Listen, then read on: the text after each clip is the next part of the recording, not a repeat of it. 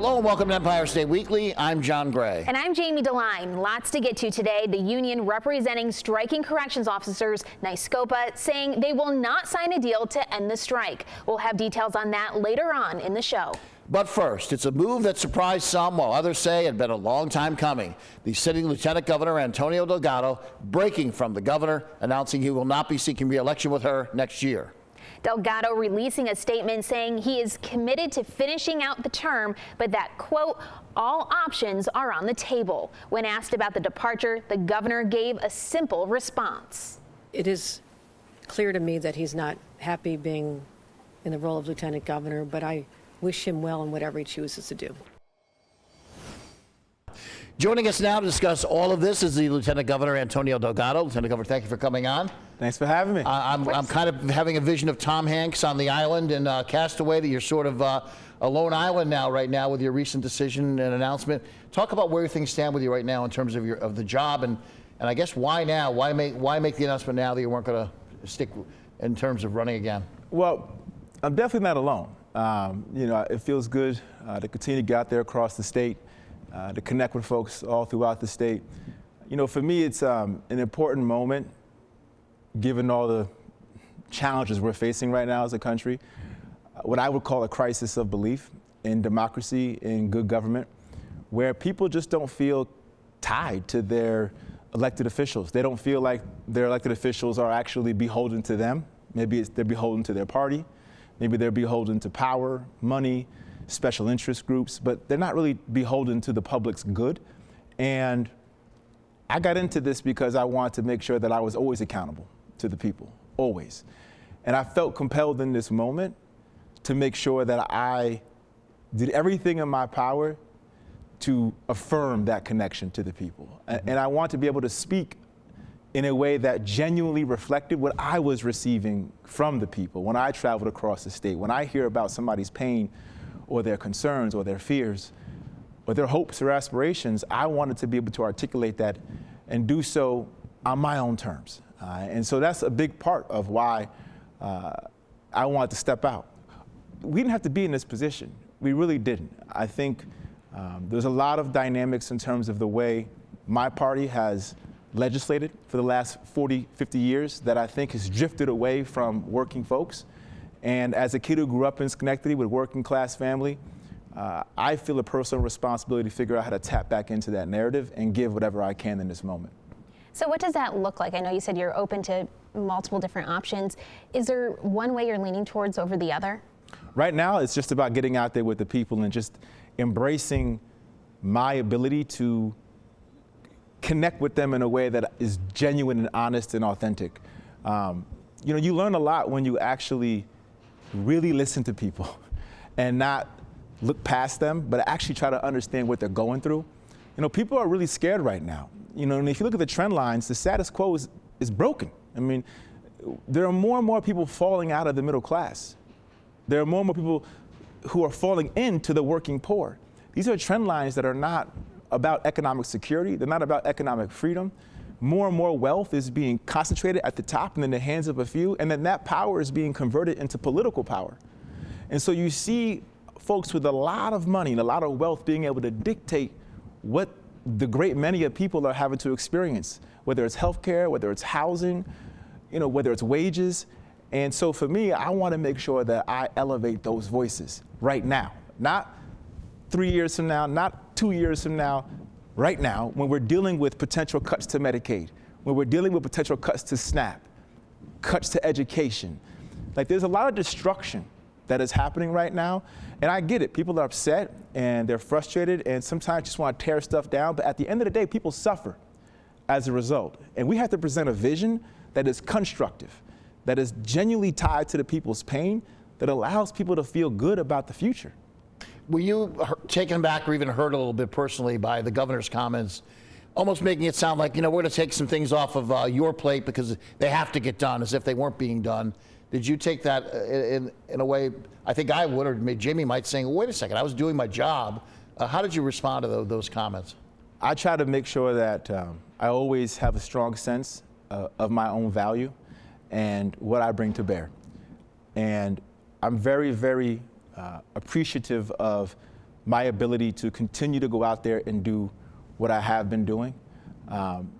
Even if there are now more challenges associated with that are outside of my control, it doesn't change the fact that I know the work that I've put in. I know the relationships that I've been able to build with people. I know how meaningful they have been for those communities, whether it's a nonprofit organization, a hate and bias prevention, organization, whether it's a school, a small business owner, economic development. I've been able to cultivate and build those relationships one way or the other, and I want to continue to build and cultivate those relationships. At the end of the day, when I go out into the state and meet folks, not a lot of folks come up to me and ask me about my dynamic, with the governor. What they ask about is, what's going on? How am I going to pay for housing? How am I going to pay for my health care? Put food on my kids' table, make sure my community is safe. That's what they want to talk about.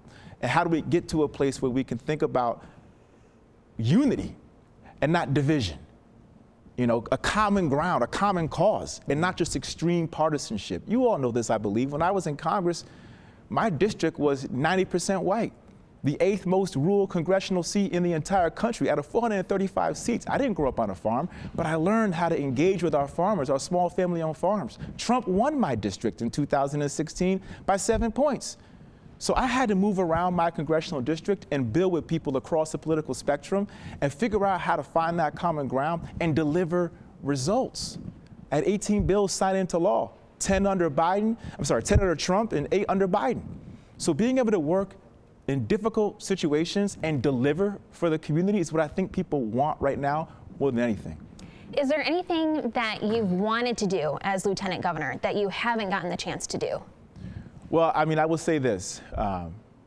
Ultimately, it's very important to be able to bring to bear my entire skill set. I just laid out for you the work that I was able to do when I was in Congress.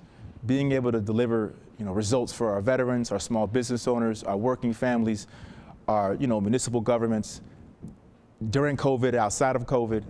I feel like I brought a lot of experience to the table, both as a former member of Congress, but also as somebody who worked in the legal profession in the private side for a very long time, who also worked as a hip hop artist, so very diverse experiences.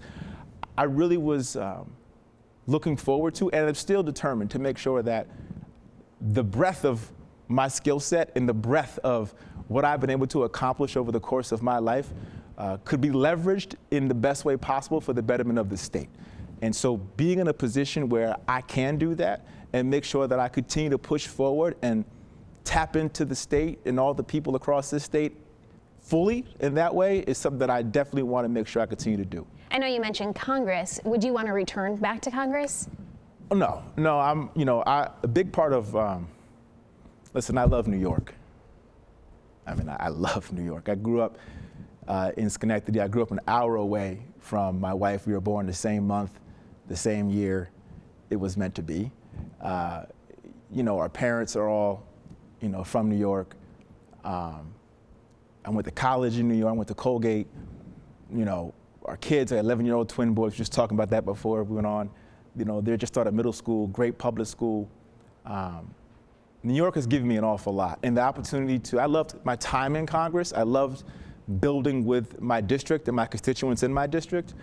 But the opportunity to still serve a statewide position while being home, being a husband that I want to be, being a father that I want to be, it's something that I cherish. And being able to serve the entire state, a state that's given me so much.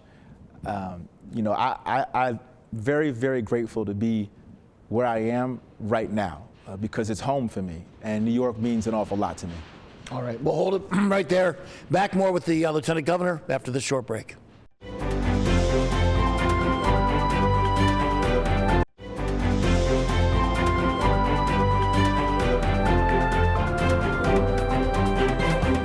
Welcome back to Empire State Weekly, talking with Lieutenant Governor Antonio Delgado. I have to say, outside looking in, I was looking at, of all things, your Wikipedia page, and I see the high school, college, Rhodes Scholar, Harvard, law, hip hop, and then wants to run for office, doesn't go for city council or dog catcher. I'm going to start at Congress. He'll never win. Nobody knows him. He wins.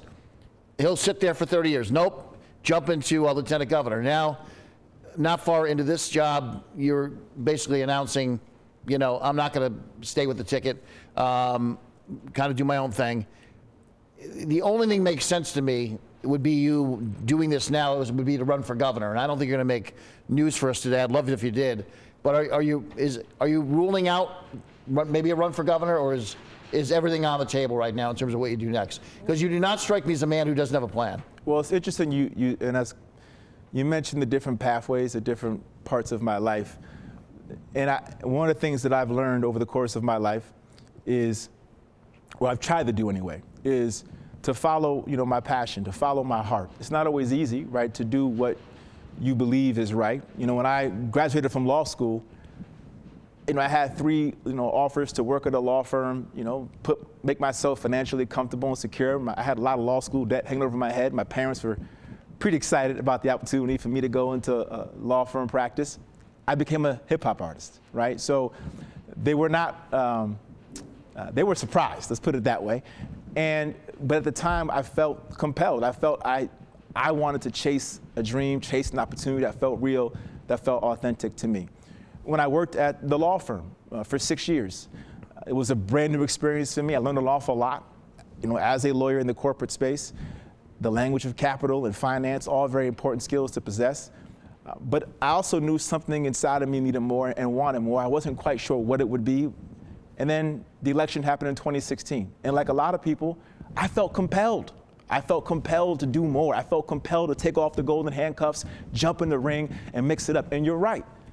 I left a lot of people scratching their heads when they said, really, you haven't run for anything before. You haven't done anything in terms of electoral politics. You're going to go straight from the private sector right to Congress?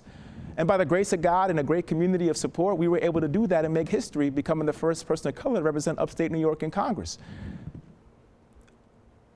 That's kind of how I've moved over the course of my life. And not everything's worked out. Like I said, I was trying to be a hip hop artist.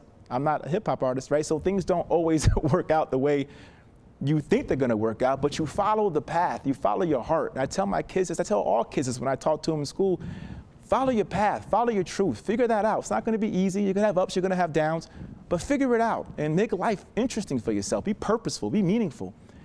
And I think where I'm at now is questioning where the hell we are, because what got me into this was Trump's emergence, if I'm being candid, right? When he won, I didn't know what to make of that. But now that I've been on the inside of politics for about 7 years, and I've seen how our politics works, how the party machinery works across the political spectrum, I've learned a lot about the limitations of the system itself. Mm-hmm. And not just Trump's emergence, but what is it that's happening inside of our machinery that makes someone like him appealing to the broader public? And so I feel a responsibility in this moment to call the question on that, to put a spotlight on that. That's what I am focusing on right now. That obviously can be a very isolating to some degree within the party, right, experience. But at the same time, it's truth as far as I can tell. Our status quo is broken. People continue to hurt. And so for me, I'm willing to put myself out there with the people that I am communicating with every single day to push the envelope on this, to call the question and say, this is not right. We need to be doing more to speak to people's economic pain and not running away from it. But to press the point, you're not ruling out a run for governor is what I'm asking. Well, like I said, all options, right, are on the table, but that's not what's fundamentally compelling me, right? What's compelling me is the situation we're in. What's compelling me is feeling like I want to articulate what I'm hearing from folks in this moment. I wake up and I think a lot about how the hell we got here. Like, why? Putting aside politics, putting aside, how we agree on different policies, I just have a problem when our politics is divorced from our values and our principles.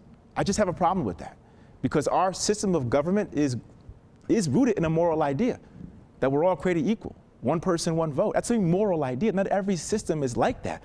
But if you're going to have a moral idea, you better have some moral leadership. You got to be decent. You got to be honest with people. You got to have character and integrity. You got to lead with love and not hate. You got to try to unite, not divide. These are just basic bedrock principles that for me, when I'm thinking about leadership in this moment, that's the kind of leadership we need. Yes, it's hard. Yes, it's not easy when you have all these social echo chambers that reinforce bias and go down, rabbit holes and conspiracy theories. It's hard. The easy way is to just feed off of that. The easy way is to feed off the pain and the anxiety and it make people get angry and upset. That's the easy way. The hard way is to say we can be better. We can do more. Let's heed our better angels. Like that's the work that we need to do right now. So it's not just about politics. Dr. King said, on one's quest for power, I cannot bypass my concern for morality. We need more of that right now. Last question, you want to get one in?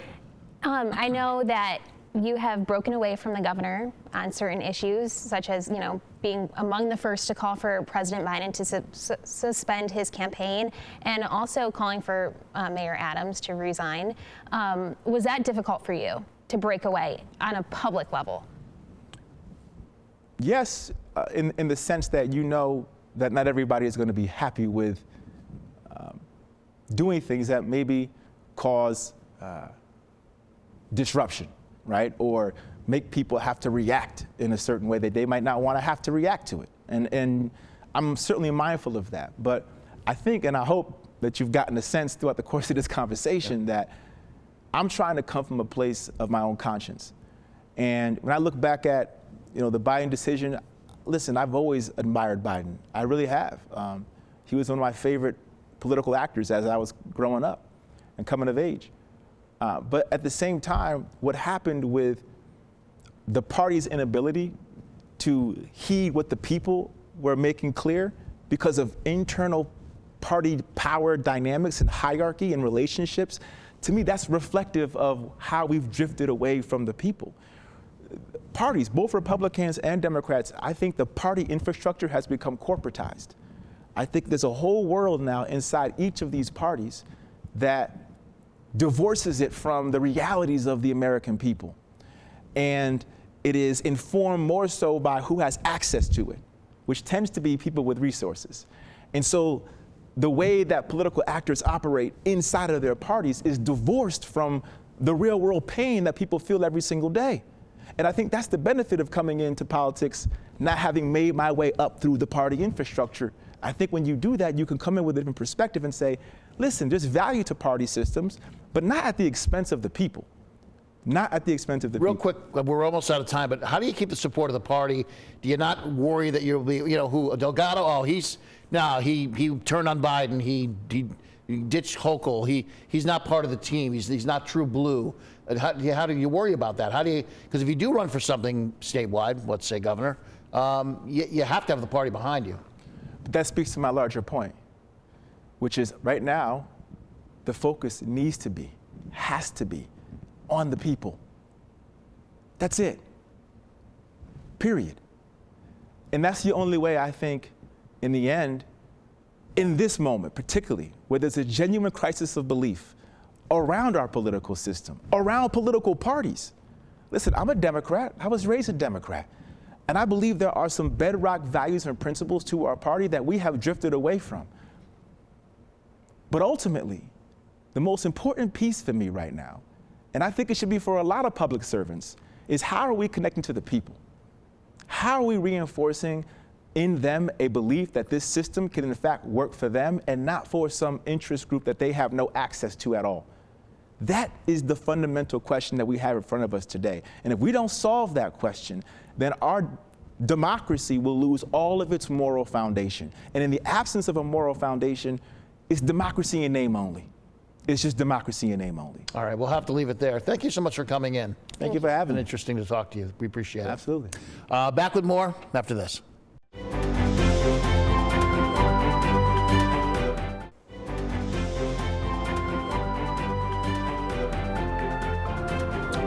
Welcome back. The corrections officers strike continuing to see developments this week. Some officers returning to work while others remain on the picket line. Some continuing to protest the working conditions despite the threat of losing their health coverage. The strike continuing despite the agreement reached between NYSCOPA, the union that officially represents the correction officers, and docs. NYSCOPA is saying that some are bypassing the union, trying to work out of their own deal, which is causing a divide between the union and the officers. We now have outside influences with their own agendas now working on the behalf of a number of members that are attempting to negotiate a settlement with the state. For the state to entertain anyone other than NYSCOBA to represent the interests of our members would be going down a path that will only prolong the strike. NYSCOBA says they're working with docs to agree on a deal. Stick around. We'll be back with a look at the week ahead in just a bit.